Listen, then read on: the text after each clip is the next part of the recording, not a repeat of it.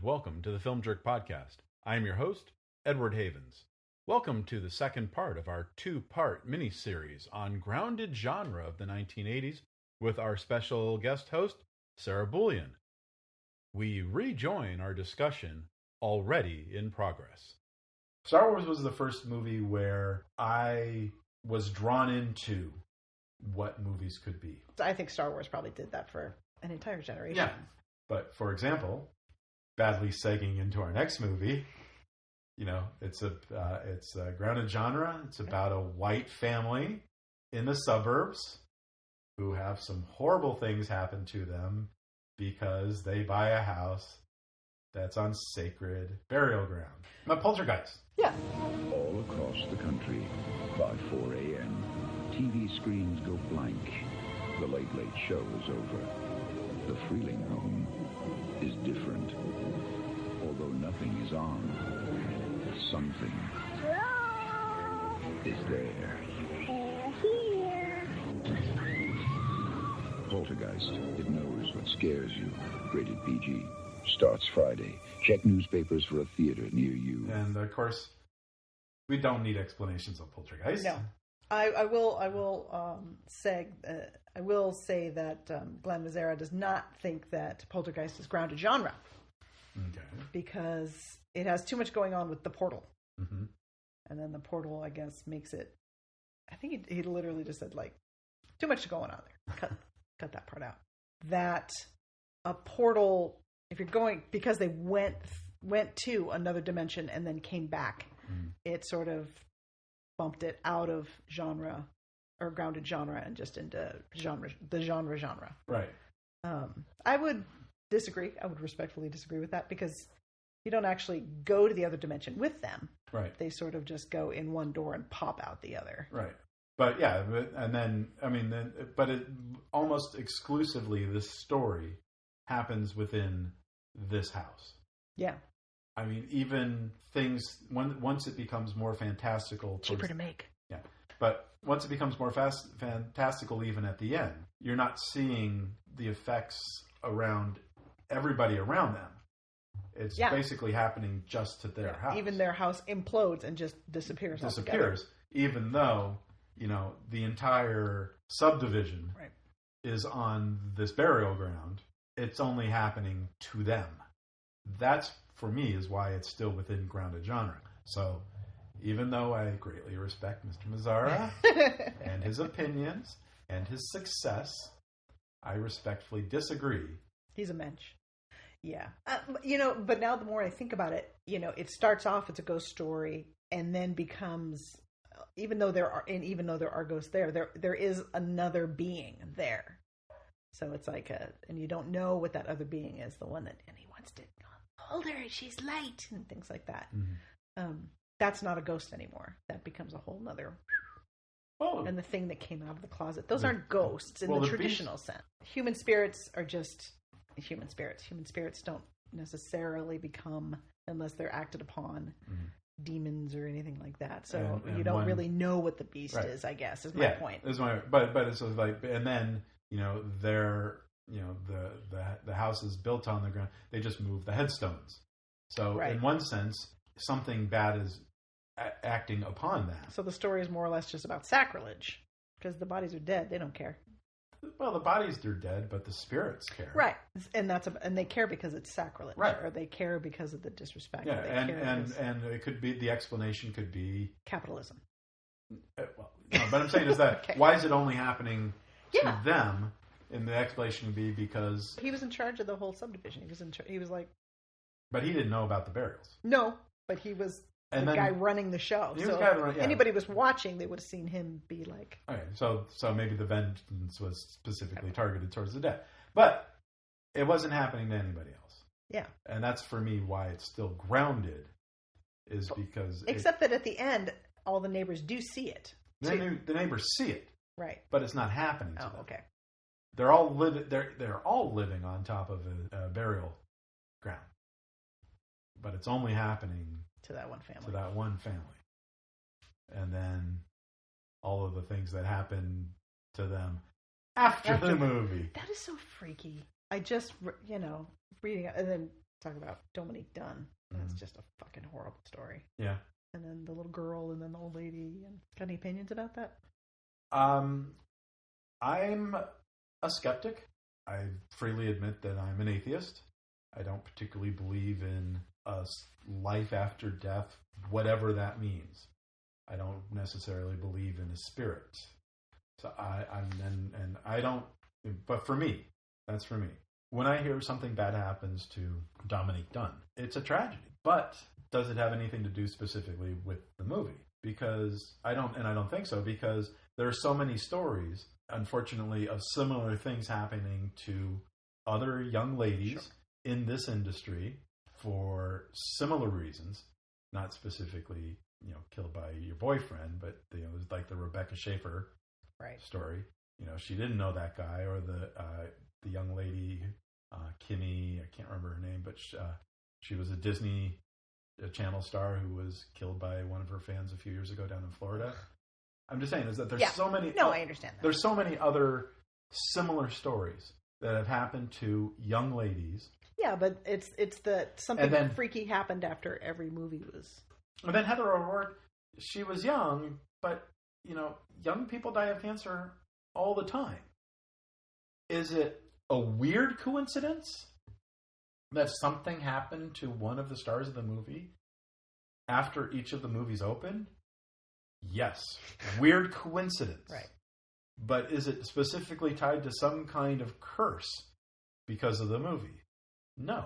Well, you don't believe in curses to begin with. Well, I don't believe in curses anyway. And then there was the Poltergeist remake with Sam Rockwell and Rosemary Witt that came out like 5 or 6 years ago. Nothing happened there, including people going to actually see the movie. the only death there was the box office. The grosses. But I'm just saying is that... Well, that makes me think about, so clearly atheists watch movies differently. Like, it never really occurred to me that having these experiences and having these gifts makes me watch movies in a certain way. Mm-hmm. And that atheists would really just have a completely different experience than I would. So, because I remember when I watched, so as you can imagine, like I'm an avid ghost story watcher, love ghost stories. And I remember when Sixth Sense came out, I was like, all right, we'll check this out. And I went into that, when I was watching that movie, I was like, yes, that's exactly what it's like. Finally. That's how it feels. That's what it sounds like. That's how how that kid is responding. All of that stuff. I was like, oh, finally somebody nailed it. But that probably just sounds ridiculous to you, but it doesn't sound ridiculous, but when I saw Sixth Sense, I kind of picked up on it very quickly. Right. And so by the time it got to that reveal, I had already seen it. Because it had literally been... I mean, once you see the movie a couple times... Right. I'm not talking about the big reveal. I'm talking about how the little boy talked to ghosts and how he experienced the world around him. There's just and how some ghosts just want to be acknowledged. Yeah. And some have to tell you something, and some need help, and some, So that was the first time I'd seen all of that. God, it's amazing how different you and I watch movies. Yeah, and like I said, I try not to be negative on people who see differently than me. When I see Last Temptation of Christ, I'm obviously watching it in a much different manner than somebody who is very, very religious. Right. So when I see it, I'm seeing the way the movie is shot. I'm listening to how Peter Gabriel's score intertwines with the images. I'm watching the performances. Do you ever just let yourself go and watch the story and just, instead of being so analytical? The first time I see a movie, unless there's something about the movie that takes me out of it, I'm there. I talked about Last Temptation of Christ on a previous show. That whole experience of seeing it with all the protests going on opening day, and driving to San Francisco at 5 a.m. to make sure we got into the first show. And so, but once the lights went down and Kazantzakis' words came on the screen before the first image, I was able to put out all the stuff that was going on outside. The fact that there were security guards in front of the front row to make sure nobody bum rushed the screen to do anything bad, because those were very real threats when the movie came out. So, but once the lights came down, and I wasn't quote unquote an atheist yet. I mean, obviously it was there, but I was still searching for who I was. I knew I wasn't Catholic, Christian, that side of religion. I didn't know who I was fully yet. But when I watched it, I got into the story, but I don't have the same connection to Christ the way that somebody who goes to church every week, who reads the Bible, whose Christianity or Catholicism, whatever, is a part of their lives. So when I see it, I'm watching the story unfold, and I'm not analyzing it. But when I revisit it on a second or third time, sure, yeah. Then I start to get into it. But as far as I was concerned, like watching The Last Temptation of Christ was just Jesus Christ Superstar without the money, without the music. Because at that point, I'd never seen Jesus Christ Superstar. Oh, yeah. Still haven't. We just had the record, and I just listened to it incessantly. And then I think I saw the movie once, and then Last Temptation of Christ. God, that was a long time ago. It was a long time ago. I still listen to that soundtrack. Oh, I do. All the time. The entire week I was writing that episode, I had the soundtrack on. That's all I listened to for an entire week, and that music is still so powerful. 33 years later, oh my God, it's amazing. And that it didn't even get nominated for anything is just kind of devastating, because it is such a powerful score. And it was also it was such a lightning rod of a movie, though, that I'm sure nobody wanted to like. Yeah, it only got one Oscar nomination for director. The directors were the only one who had the balls to say that's a good movie. Right. Oh, how times have changed. Yeah. But to get out of that, it says yes, I can watch a movie without tearing it apart. Unless I'm specifically watching it as a critic. Right. Scorsese, made it because he wanted to tell a story of Christ that connected with him. I don't connect to the story of Christ the way that Scorsese was hoping to connect modern Christians, Catholics, to this story. And that's why there were so many protests about it, because people didn't understand. It'd be interesting to talk to a Catholic or even a recovering Catholic about what they thought about that movie. Yeah. But again, the movie is not something that was made for my taste, but I could still find the beauty within it. Or maybe that's why I don't have a problem with it the way that others do, is because I don't have that connection to God and Jesus. And yeah, it certainly leaves a lot out of it. But with Poltergeist, when I watch it, I respond to the story as a story. I respond to the visuals as visuals. I respond to the performances as performances. The direction as direction. So, the ghosts, that stuff, I can accept at face value that it's happening to these people.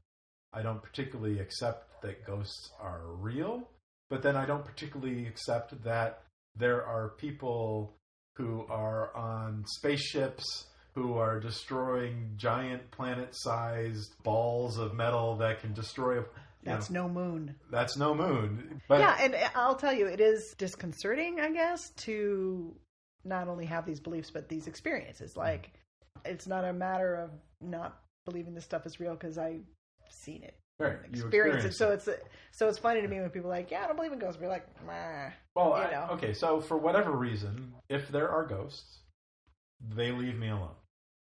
I don't particularly seek them out either. We keep a respectful distance. That's fair. Or you're so thick-headed they can't get through. Think about that? I'm just teasing you. No, it's fine. I don't think I can admit I'm thick-headed about a lot of things. It is literally a different sense. It is literally a different ear in the back of my head. Mm-hmm. So, it's fine. Which takes us to An American Werewolf.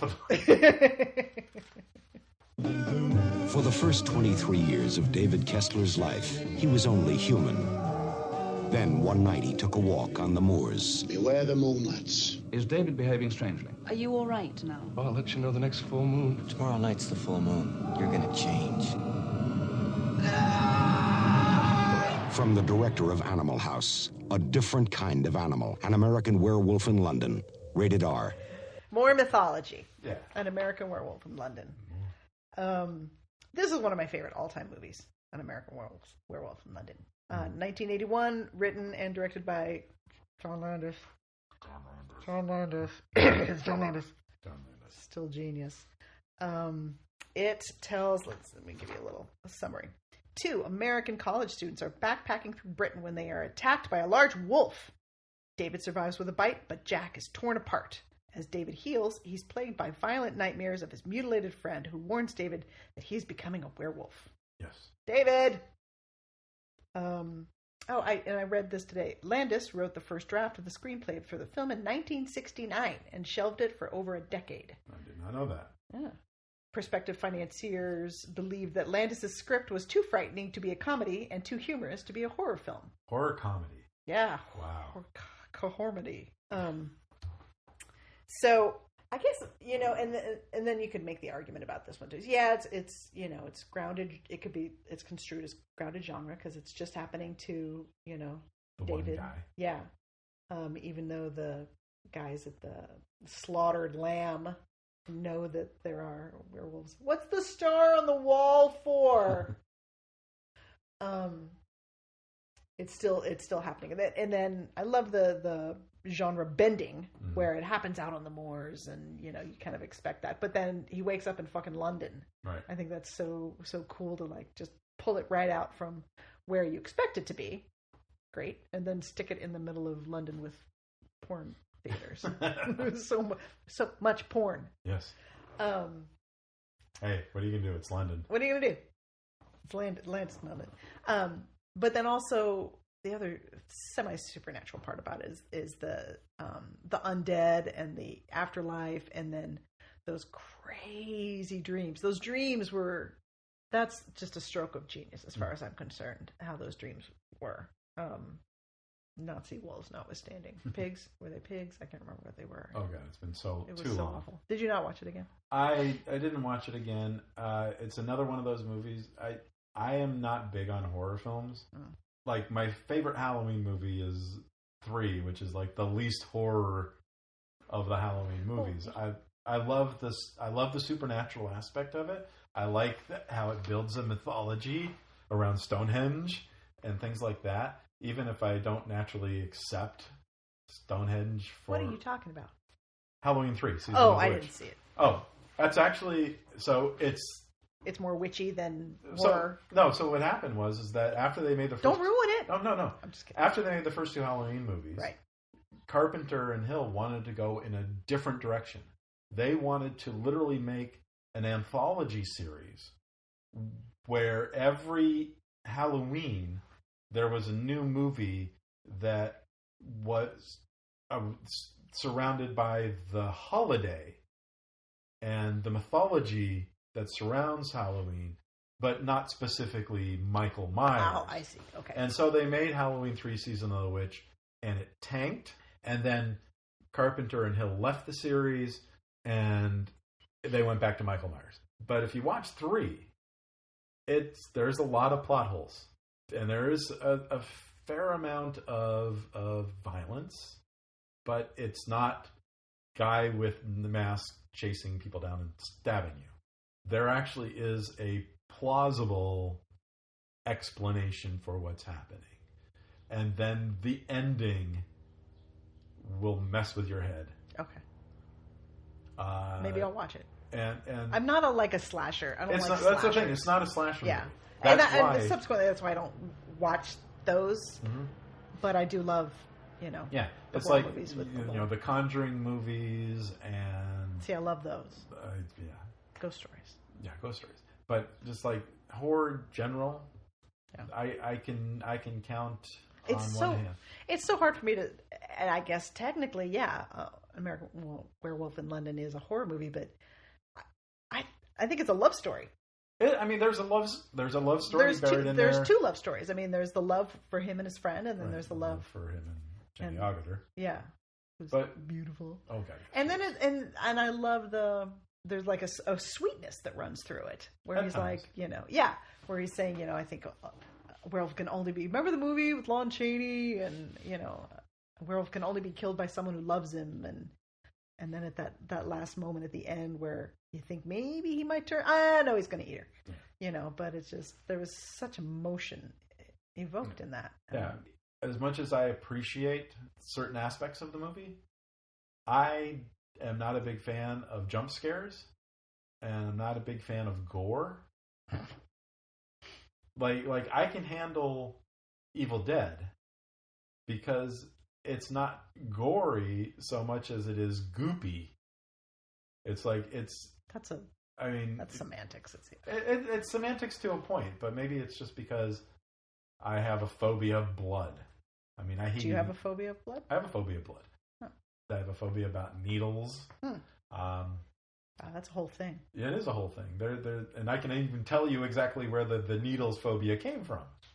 It came from a Charles Bronson movie. Oh my God. There's a Bronson movie. So movies do affect you. Yes, movies do affect me. I hate Dennis because of Marathon Man. I hate needles. Dennis? Dentists. I gotcha. Dentists. I'm like, who's Dennis? Dentists. Is it safe? Yeah, it's safe. Sure, yeah, absolutely. It's totally, it's safe. Yeah. No, it's not safe. No, dentists, I have a phobia because of dentists because of Marathon Man. And that was 45 years ago. I think I have a phobia of water because of Jaws. Yeah. I have a phobia of needles because of this Charles Bronson movie called Telephone, where there's a scene where, like, you know those eye exams? Those eye exam things? I know what you're talking about. Blah, blah, blah, yeah.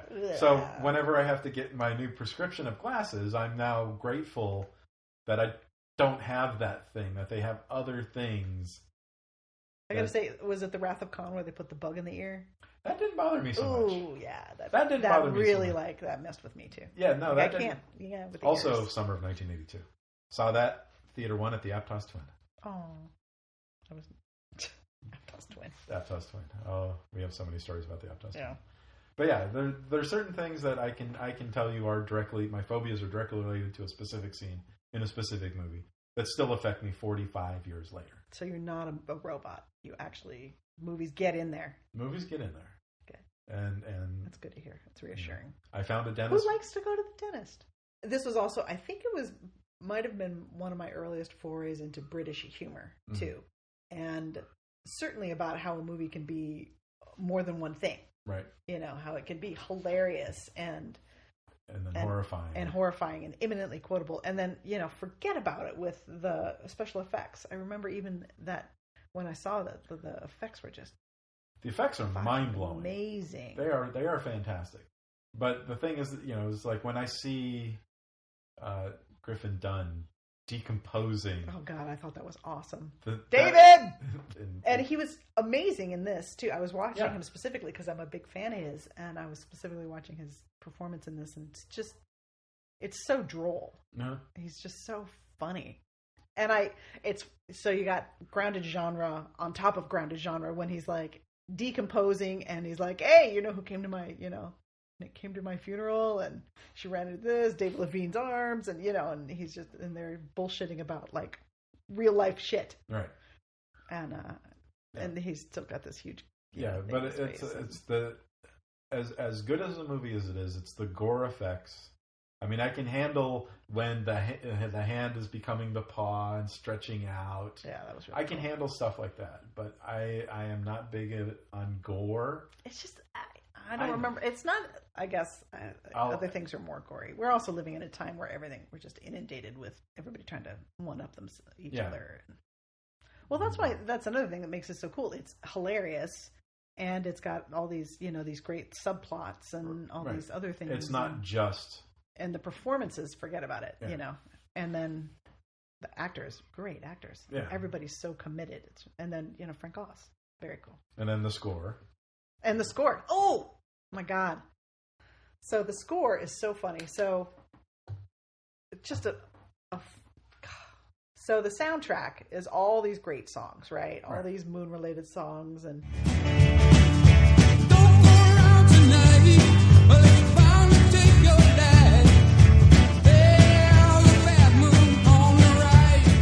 you know the night's magic seemed to whisper and hush. You know the soft moonlight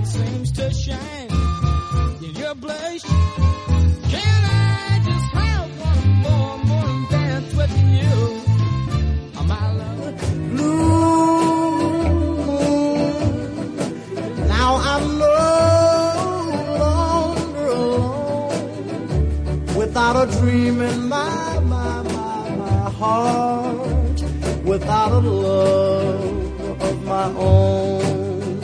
And I love the contrast of, the things that are happening and the light, fluffy, fun, moony music.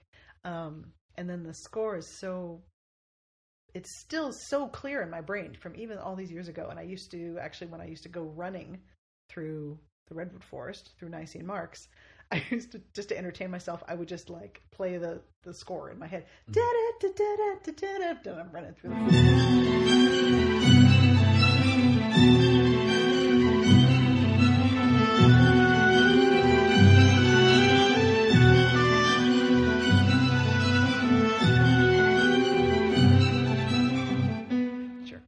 hilarious. I still do. Anyway, point is, I still every time I'm running and trying to distract myself, and I feel like a wolf or. And speaking of movies with great soundtracks, we got to work on our segues. My last movie is one of my absolute favorites of all time. All times, really? Really. That's saying something. It is saying something. Alex Cox's 1984 debut, Repo Man. Hey, baby, you need a ride? Meet Otto, master repossessor of cars. I'm going to have to torture you. He meets the weirdest people. Let's go do some crimes. And stumbles into the strangest situations. You think it's too late for us to get romantically involved? But nothing could prepare him for the ultimate repossession. Wow, this is intense. Repo Man, rated R. Starts Friday, May 4th at selected theaters and drive-ins near you. If you've never seen Repo Man, please stop listening now if you're still listening and watch this movie. And go buy the soundtrack. But first, watch this movie. For those of you who haven't seen it, Emilio Estevez stars as a bored Orange County punker who accidentally stumbles into a conspiracy of aliens and nuclear war when he inadvertently teams with Harry Dean Stanton to become a car repossession man. That in and of itself sounds like a stupid fucking movie. But there is so much going on in the movie on so many levels that I can watch it again and still see things that I missed the first 15, 20 times. What I love about Repo Man is that it's 37 years old. I'm watching it again this week for the first time in a while, but I've easily seen it 25 times. I'm still finding new things to connect to it. And even just little things like I used to drive a 64 Falcon after high school when I was working at the Aptos Twin and the other theaters. And a group of the Repo Men drive a 64 Falcon. When I bought the car, I didn't make the connection that it was from Repo. It's not the exact same cars they use in Repo Man, but it's a 64 Ford Falcon. So it's like, but my mind wasn't looking at the car; it was watching the performances. And then I finally saw a moment in the movie last time I watched it where it's like, I used to have that car, but I've seen that movie so many times while I was driving that car, and after I owned that car. But for some reason, my brain, and it's because there's a music cue in that scene that my mind for a split second goes somewhere else and brings back other memories. I think movies sort of become a whole separate thing. Like you stop seeing them, you start seeing them in a certain way, and then it's hard to see them in a different way. That's why it's been really interesting that's why I like watching the new versions when they come out, new director's cuts, because then sometimes you can see something from a different perspective, especially when a director's cut comes out. As a prior director myself, I want to see the choices that they made, and that sometimes will pull me out of the story enough to see something completely different. Repo Man, there's, in 1984, I'm living in Santa Cruz. I'm hanging out with Randy, who's basically Emilio Estevez's character in Repo Man come to life. Oh my God. And Randy, that's a compliment if you're listening. That I was around those people in 1984 when the movie came out. And we were excited for this movie when it came out. Universal botched the release of the movie. They didn't know what they had. They released it into a few theaters nationwide, and it bombed. And then the soundtrack became a huge seller. And, you know, the movie's distributed by Universal Pictures, a division of MCA. The record is from MCA Records. So the record label went to the movie people and said, can you please put it back out in theaters so that we can sell more records? Because this thing is on fire. The success of the movie will help fuel the soundtrack sales. And that's exactly what happened. They re-released the movie with a new ad campaign, tied it to the record, and that's when it finally became a cult hit. And it's amazing that it took the record to take off in order for the movie to take off. So even though the movie came out when I was a junior. Who was the music supervisor? Do you remember? I don't remember. But whoever it was is a freaking genius. And even listening to the songs, like the Pablo Picasso was never called an asshole. Pablo Picasso was never called an asshole.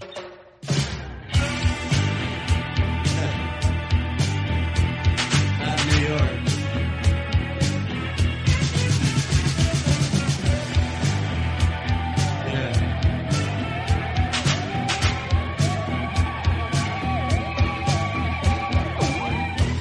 Some people try to pick up girls get called an asshole. This did not happen to Pablo Picasso.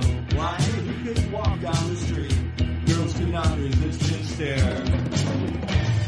Subsequently, Pablo Picasso was never called an asshole. The band Burning Sensations, you may or may not remember, they had a semi-hit song. If you watched like MV3 or MTV, you might remember a song about Jonah in the belly of a whale. Yeah. Yeah.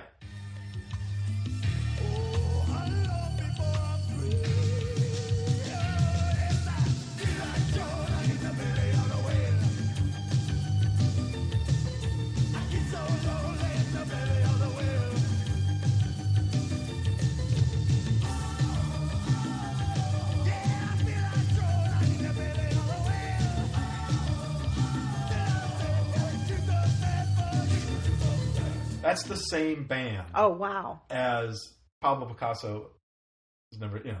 And of course, Pablo Picasso is a remake of Jonathan Richman song from the 70s. It's not even their song. Oh. But to listen to Burning Sensations doing Belly of a Whale in 1983 and then hear him do Pablo Picasso a year later. Wow. That is just, you know, those are two completely different musical styles. And then you've got Iggy Pop, and you've got Fishbone doing country, and you've got, you know, Institutionalized. She goes, no, you're on drugs. I go, Mom, I'm okay. I'm just thinking. She goes, no, you're not thinking. You're on drugs. Normal people don't act that way. I go, Mom, just give me a Pepsi, please. All I want is a Pepsi. And she wouldn't give it to me. All I wanted was a Pepsi. Just one Pepsi. And she wouldn't give it to me. Just a Pepsi. She went through it with the knees. Not even back to CLC. Just Pepsi. Just lazy. It's the good hell straight. I'm not crazy. Institution. You're the one that trained me. Institution. You're trying to be crazy. Institution. They stick me in an institution. They love the only solution. You need it from that love. It's taken from the enemy myself. Which is just an amazing song in and of itself, regardless of anything else. Fell in love with the soundtrack. Thank you, Randy. Randy introduced me to the soundtrack. We went to see it when it finally opened at the Nickelodeon. And the thing is, it didn't open to the Nickelodeon until like 7 or 8 months after it actually came out, because, again, Universal completely botched the original release. And every Santa Cruz punk in late 1984... And there were a lot. Was trying to get in... For free. No, they were just trying to get in to the Nickelodeon. They're trying to break in. And sneak in. And the original theater that was in was one of the smaller houses at the Nickelodeon on the first night, on that Friday night. That second night, Saturday night, they moved it into the big house, which was still less than 200 seats. But that movie was tailor-made for Santa Cruz punks in 1984. Oh my God, yeah. And then you, but as you watch it, you're not it's filled with punk anger, but the anger is aimed partially at punks for being posers, partially aimed at the government for being posers, but then all this anger is tied into this story that is so bizarre, and all this 80s ennui too. Yeah. I mean, Yeah. the 80s were such a bizarre time. You can't, if you didn't live it, it's very hard to explain it. I can show you Repo. That'll only scratch the surface. But like the little things, like everything being generic. Oh God, so funny. It's definitely an artistic generic choice. Yeah, as an artistic choice was brilliant. Keeping, because even that's a comment on society at that point, right? And living through the Reagan era was interesting. but what I love about it is that I still can connect with all of the weird stuff that's going on. Oh my God, yeah. That even if I know opening a trunk won't zap somebody into dust, I also know that's an homage to another movie, which then Tarantino kind of used in Pulp Fiction to a certain degree, not to the same degree, but I'm blanking the name of the movie right now.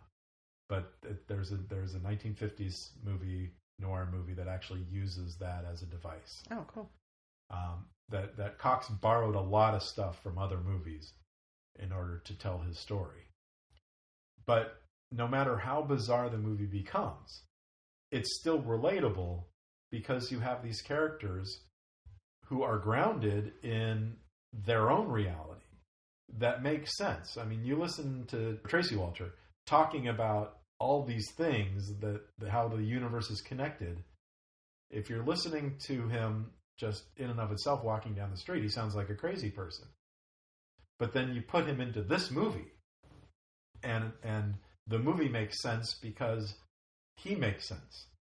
Even the weird stuff like plate of shrimp, and I'm walking down the street and I'm thinking plate of shrimp, and then somebody says plate of shrimp. That in and of itself sounds crazy. But when it's presented within the parameters of the movie, a lot of it makes sense.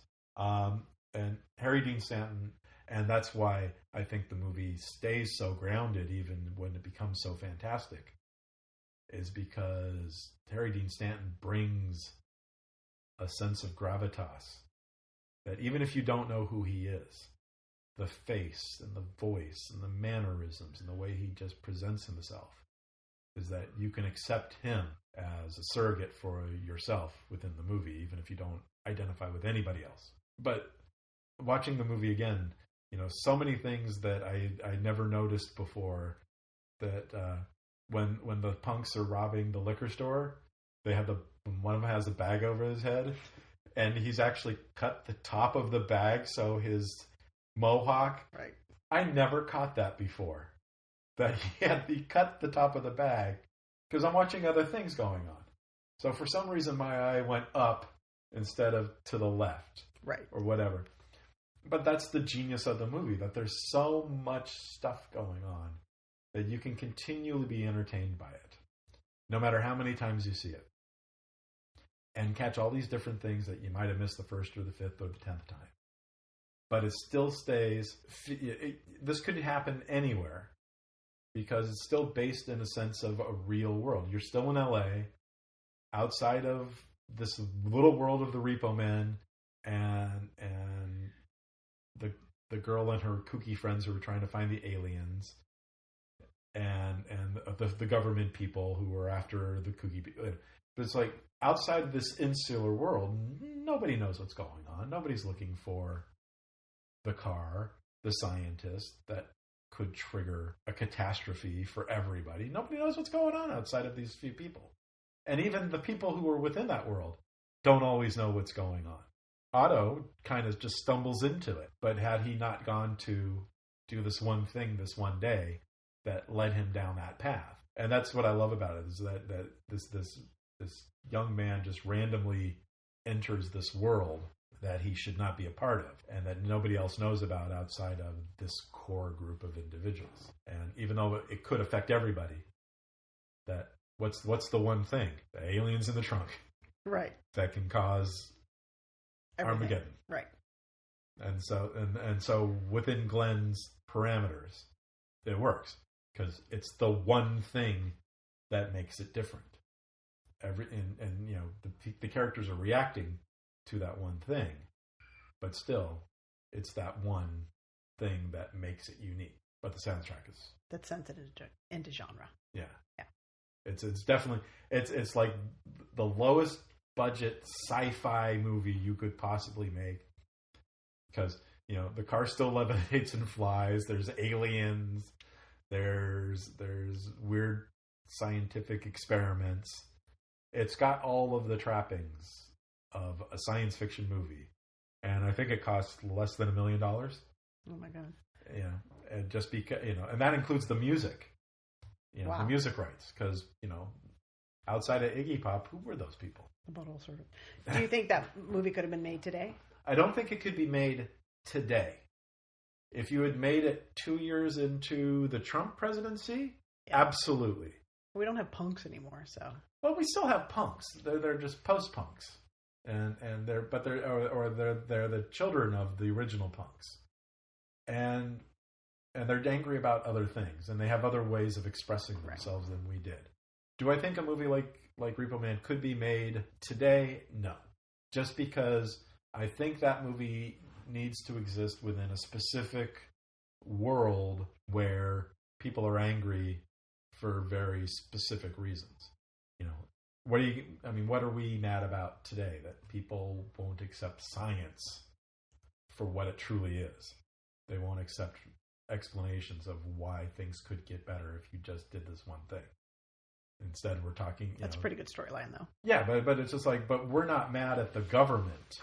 We're not mad at. Not anymore. Yeah, we're not mad at the government. We're mad at a certain segment of society for failing to understand basic concepts.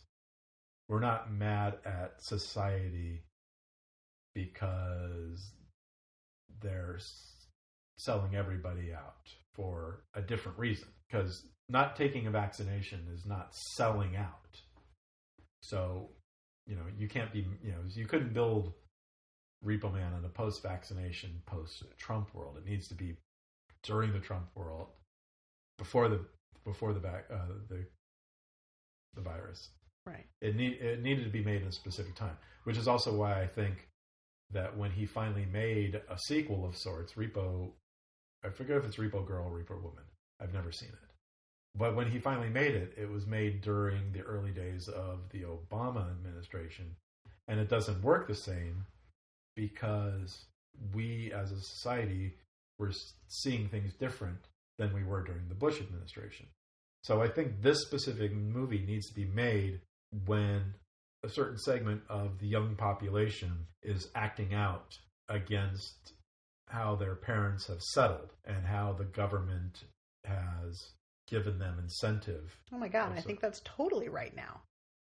If the kids are rebelling with gender, with sexuality, with and they're all laden with student loans and they have no future because they can't afford anything and their grandparents fucked everything up, and I think now would be an amazing time to do something like that. Like Maybe. This generation coming up is completely, I think they're just shattering things that we've always just taken for granted. Right. I think, okay, well, let me rephrase then. I think the key difference is action versus inaction. I think the younger people today take more action. Right. The malaise of Repo Man. Because the malaise of Repo Man, because most of the punks in Repo Man, they're just fucking bored. They're bored and they have no other outlet for their boredom. Today, lots of outlets. Young people, whether it's gender or race or whatever, they have more outlets. They have more allies. So the anger is externalized. The anger is focused on something specific. What is Otto mad at in Repo Man? He's mad at his parents. What is he doing about it? Literally nothing.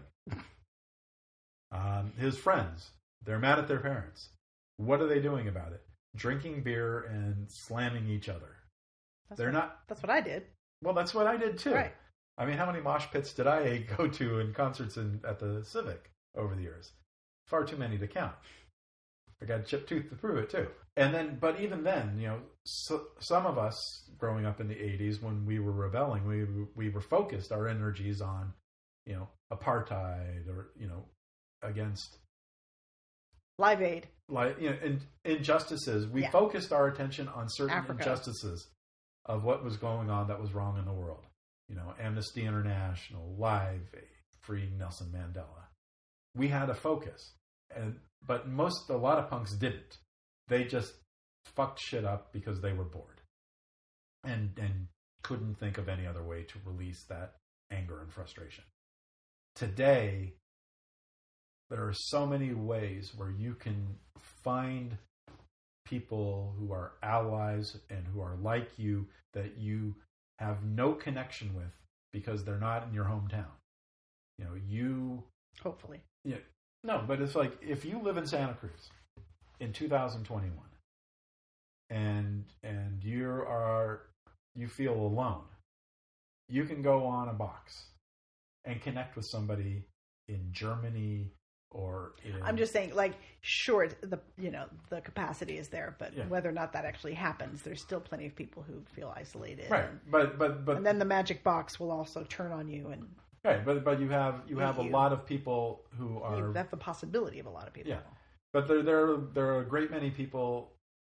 Twitter is a shitstorm of hate and depression, but there's so many people on there who are, like Charlotte Clymer. Mm-hmm. She's fantastic. But that was somebody, if Charlotte was Charlotte in 1984, her ability to communicate with the outside world would be much more limited. And now someone who is transgendered and doesn't feel comfortable about coming out to their parents or coming out to their society still has a way of talking to people outside of their worldview. Right. Who have been there and done that and have dealt with the circumstances and have dealt with the blowback. And that's why I think that a movie like Repo Man couldn't be made today, simply because if we were 17 and 18 today, a lot of us would have our focused energies on specific things that will help make society better rather than just fuck shit up and drink beer. And so that's why I think the world needs to be in a certain place to do that. And I don't know if Repo Man could ever be made properly again, except as a period piece, because now there are more ways to get your frustration out or find avenues to take that energy and put it to good use. Well, unfortunately, also some people for bad use, but right. In general. It's interesting to actually end on this and to wrap up with this, because in that way, then the Repo Man is the only movie we've talked about that had to exist in that grounded reality. Right. So I think that's really interesting, because the other movies we talked about, maybe you could remake E.T., you could remake Back to the Future. Yeah, but Repo Man can only exist then. I think, it has to be, and maybe. I think that's fascinating. Maybe in the Bush era, Bush 1. Yeah. Maybe even not so much in Bush 2, because by then we already had the methods of mass communication. Right. Even if it wasn't the same as it with social media today. I don't know. I would disagree. I would think the rarefied air of the 80s, the early 80s. It was a unique shitstorm of circumstances that led to, even including all the generic beer and shit like that. Yeah. The 5-pound blocks of cheese. Right. I mean, can you imagine a band like Suicidal Tendencies having a hit institutionalized in 2021 with the market so fractured? Because you have, instead now of having specific avenues towards getting a record heard. Right. You have so many ways, and then there's so many people that, Well, they don't even have soundtracks really anymore. You can't go and get a record or a tape with a soundtrack on it. And you download it. Pick and choose. You download it from iTunes Store, or and you don't even have to listen to all of them. When you have a record, you have to listen to fucking all of them, whether you like them or not. Right. So you're exposed to more stuff instead of just cherry picking the ones that you like. Yeah, but also, but that also says a lot of just about records. Yeah. And how you listen to them and how artists put them together and how they put them in order and like, no, that's the last song on side 2 and goddamn it, so when you drop that needle, you're finishing the album. But yeah, but a movie like Repo Man is, is of a certain era. It has to take place in the early days of Reagan, just like Argo must take place during, the Iranian hostage situation, because that's what it's about. but it's like, you couldn't, even if there was another hostage situation in Iran in 2021, there's so many things in that movie that couldn't happen the way they happened because of what's changed between now and then. And that's why I don't think you can remake Repo Man, because so much has changed in society between now and then that everything is different.